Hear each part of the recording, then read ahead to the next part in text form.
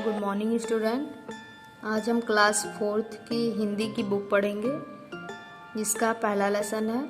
Lesson का नाम है पुष्प की अभिलाषा यानी फूल की इच्छा। इसका अर्थ है कि फूल की क्या इच्छा है ना। कवि इस कविता में फूल की पुष्प की इच्छा यानी पुष्प की क्या इच्छा है ये हमें बताना चाहता है। किसके माध्यम से? कवि अपनी देश की भावनाओं को पुष्प की इच्छा के रूप में व्यक्त करते हुए हमें बता रहे हैं। कवि हमारे देश की जो भावना है उसे किसके रूप में बता रहे हैं? पुष्प के रूप में बता रहे हैं कि हमारे देश की भावना क्या है। और कहते हैं कि हमारे देश के हमारे जो मातृभूमि पर शहीद होने वाले सैनिक हैं उनका सम्मान सबसे अधिक है। इसके बारे में कवि हमें इस पुष्प के माध्यम से बताना चाहते हैं। तो सबसे पहले हम सब इसे पढ़ेंगे। आप सभी इस कविता को पढ़िएगा। अच्छी कविता है। इन्हें लिखा है माखनलाल चतुर्वेदी ने। तो आप सभी ध्यान से पढ़िए। चाह नहीं मैं सुरबाला की, चाह नहीं मैं सुरबाला की, गहनों में गूथा जाऊं। चाह नहीं प्रेमी माला में बिंद प्यारी को ललचाऊं। चाह नहीं सम्राटों के सौ पर हे हरि डाला जाऊं। चाह नहीं मैं देवों के सिर चढ़ूं भाग्य पर इठलाऊं। मुझे तोड़ लेना बनमाली, मुझे तोड़ लेना बनमाली, उस पथ पर देना तुम फेंक, मातृभूमि पर शीश चढ़ाने जिस पर जाए वीर अनेक। चलिए सबसे पहले आप सब शब्द अर्थ देख लीजिए इसका। चाह यानी इच्छा, अभिलाषा। सुरबाला यानी देव वाला। गहना या गहनों है इसमें, लेकिन इसका अर्थ क्या होता है? आभूषण। गूथा यानी पिरोया। सम्राट यानी राजा। हरि यानी भगवान। भाग्य किस्मत। इठलाऊं इतराना। पथ यानी रास्ता। मातृभूमि वह धरती जहाँ जन्म हुआ। शीश सिर। वीर बहादुर। चाह नहीं मैं सुरबाला की, गहनों में गूथा जाऊं। चाह नहीं प्रेमी माला में बिंद प्यारी को ललचाऊं। कवि इसमें क्या कहता है कि पुष्प नहीं चाहता कि पुष्प क्या कहता है कि मेरी इच्छा यह भी नहीं कि मैं देवबाला के गहनों में उनके आभूषणों में पिरोया जाऊं। मेरी इच्छा यह भी नहीं कि मैं प्रेमियों को प्रसन्न करने के लिए प्रेमी द्वारा बनाई गई माला में पिरोया जाऊं और प्रेमिका के मन को आकर्षित करूं। कवि क्या कहते हैं कि पुष्प क्या चाहता है?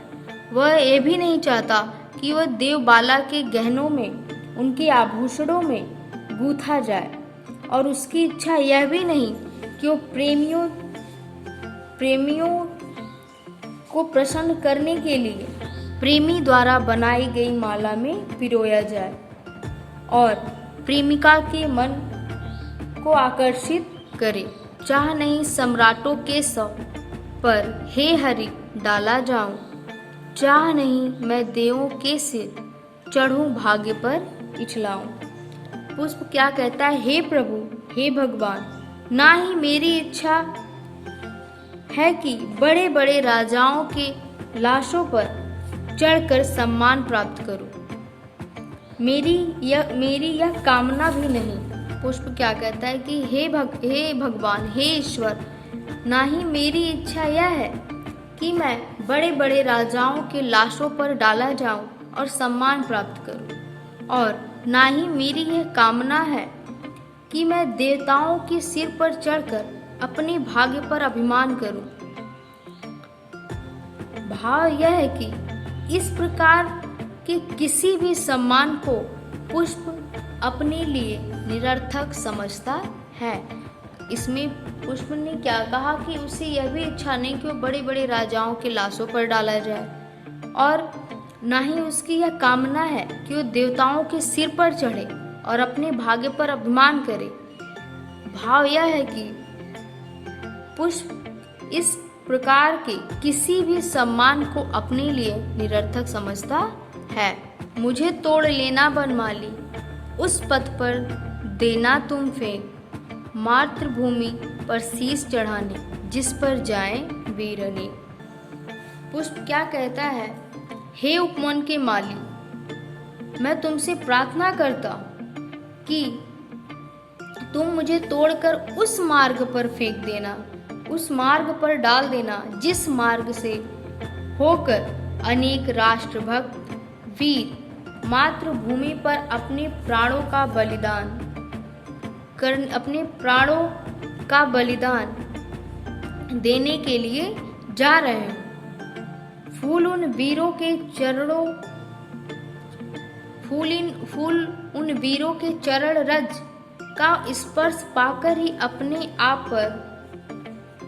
अपने आप को धन्य मानेगा, क्योंकि उनके चरणों में चढ़ना ही देश की बलिदानी वीरों के लिए उसकी सच्ची श्रद्धांजलि होगी। इसमें क्या बताया? फूल ने कहा, हे वन के माली, हे माली, तुम मुझे तोड़कर उस मार्ग पर डाल देना जिस मार्ग से होकर अनेक राष्ट्रभक्त वीर अपनी मातृभूमि पर अपने प्राणों का बलिदान करने के लिए जा रहे हैं। फूल उन वीरों के चरण रज का स्पर्श पाकर भी अपने आप को धन्य मानेगा, क्योंकि उनके चरणों पर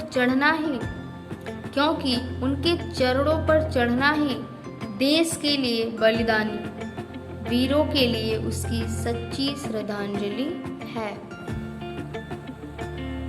यानी पुष्प की इच्छा क्या है? कवि ने इस कविता में बताया कि हमारे देश की भावना क्या है, वह पुष्प के माध्यम से कवि ने हमें बताया है।